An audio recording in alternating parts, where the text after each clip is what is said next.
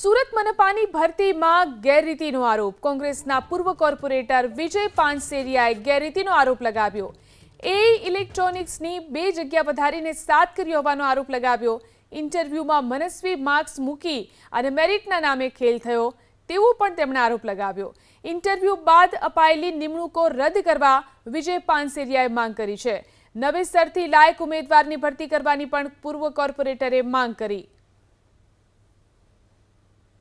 2 જગ્યાએ 2 ઉમેદવારની જગ્યાએ 7 ઉમેદવાર લઈ લેવામાં આવ્યા અને જે ટોપરો છે, જેને રિટન એક્ઝામમાં સારા માર્ક્સ આવ્યા છે, ટેલેન્ટેડ છે, એમની બાદબાકી કરવામાં આવી અને જે નબળા ઉમેદવારો છે એમને સારા માર્ક્સ ઇન્ટરવ્યુમાં સારા માર્ક્સ આપી અને એમની પસંદગી કરવામાં આવી।